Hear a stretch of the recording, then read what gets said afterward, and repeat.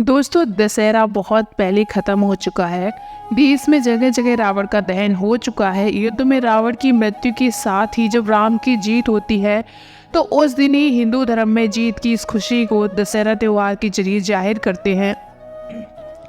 दोस्तों, रावण के परिवार में दो लोग सीता के अपहरण और युद्ध के खिलाफ थे। वो थे भाई विभीषण और पटरानी मंदोदरी। दोस्तों, दोनों बिल्कुल भी युद्ध नहीं चाहते थे और लगातार रावण को सीता को सम्मान पूर्वक राम को लौटा देने के पक्ष में थे। लेकिन दोस्तों, ऐसा नहीं हुआ। लड़ाई हुई, उसमें रावण मारा गया। इसके बाद राम ने लंका का राजपाट रावण के छोटे भाई विभीषण को सौंप दिया। लेकिन क्या आपको मालूम है कि रावण की पटरानी मंदोदरी का क्या हुआ? आखिर में उसने क्यों विभीषण से शादी करने का फैसला किया? तो आज की वीडियो में मैं आपको यही सारी बातें बताएंगे। तो अगर अभी तक आपने चैनल को सब्सक्राइब नहीं किया है तो कर लीजिएगा। दोस्तों, सबसे पहले हम ये जानेंगे कि मंदोदरी आखिर कौन थी। दोस्तों, पुराणों की एक कथा के मुताबिक मधुरा नाम की एक अप्सरा कैलाश पर्वत पर भगवान शिव की तलाश में पहुंची। तलाशते हुए जब वो भगवान शिव के पास पहुंची तो उसने वहां पे पार्वती को न देखकर शिव को रिझाने के प्रयास शुरू कर दिए।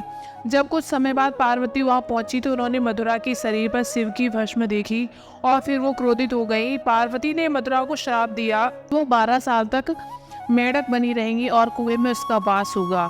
मधुरा को अपनी गलती की कीमत चुकानी पड़ी और असहनीय कष्ट का जीवन शुरू हो गया। दोस्तों, जिस समय ये सारी घटनाएं घट रही थी उसी समय कैलाश पर असुर राजा मायासुर अपनी पत्नी के साथ तपस्या कर रहे थे।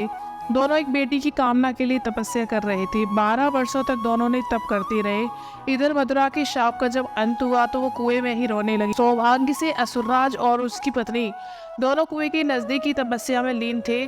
जब उन्होंने रोने की आवाज़ सुनी तो कुएं के पास गए। वहाँ उन्होंने मधुरा देखी जिसने पूरी कहानी सुनाई। असुरराज ने तपस्या छोड़कर मधुरा को अपनी बेटी मान लिया।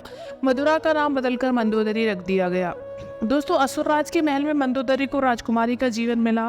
वो अपनी नई जिंदगी में बेहद खुश थी। लेकिन इसी बीच उसकी जिंदगी में रावण की एंट्री हुई। दोस्तों, मंदोदरी के पिता मायासुर से मिलने रावण वहां पहुंचा। वहीं उसने मंदोदरी को देखा और मोहित हो गया तो उसने मायासुर से मंदोदरी का हाथ मांगा।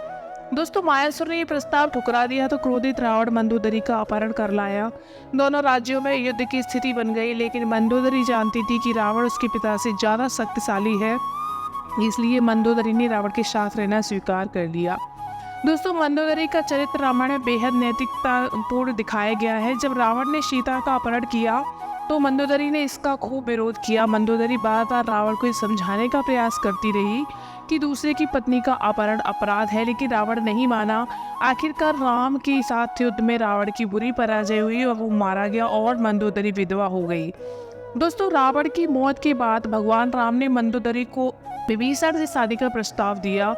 उन्होंने समझाया कि विभीषण के साथ मंदोदरी की जिंदगी बेहतर रहेगी, लेकिन मंदोदरी ने इस प्रस्ताव को स्वीकार कर दिया। कहा जाता है कि इसके बाद एक बार भगवान राम सीता और हनुमान के साथ मंदोदरी को समझाने गए। तब ज्योतिष की प्रकांड विद्वान मंदोदरी को महसूस हुआ कि धार्मिक और तार्किक तौर पर, नैतिक तौर पर सही देवर विभीषण से विवाह करना गलत नहीं होगा। ये महसूस करने पर उसने इस प्रस्ताव को स्वीकार किया और उसके बाद उसने विभीषण से शादी कर ली। दोस्तों, हालांकि रावण की मृत्यु के बाद मंदोदरी के बारे में वाल्मीकि रामायण में ज़्यादा कुछ नहीं वर्णन किया गया है, लेकिन रामायण के दूसरे वर्जन में ज़रूर इसको बताया गया है। वो काफ़ी कुछ कहा गया है। रावण के मरने के बाद जब मंदोदरी विधवा हो जाती है तो भगवान राम विभीषण को सलाह देते हैं कि उसको अपनी भाभी के साथ विवाह कर लेना चाहिए। ये परंपरा उन दिनों मान्य थी, लेकिन विभीषण से पहले से कई रानियाँ थीं और वो उसके लिए तैयार नहीं थे। ये भी कहा जाता है कि अगर विभीषण ये शादी कर लेते तो उन्हें भाई की जगह लंका पर शासन का नैतिक अधिकार भी हासिल हो जाता। लेकिन दोस्तों, हालांकि ये भी कहा जाता है कि विवाह शारीरिक तौर पर पति पत्नी के तौर पर एक दूसरे के साथ यौन संबंधों की बजाय विशुद्ध राजकाज से जुड़ा था, क्योंकि मंदोदरी भी चाहती थी कि उसके पति के निधन के बाद लंका में स्थायित्व और समृद्धि रहे। वो राम से शत्रुता की बजाय मित्रता चाहती थी।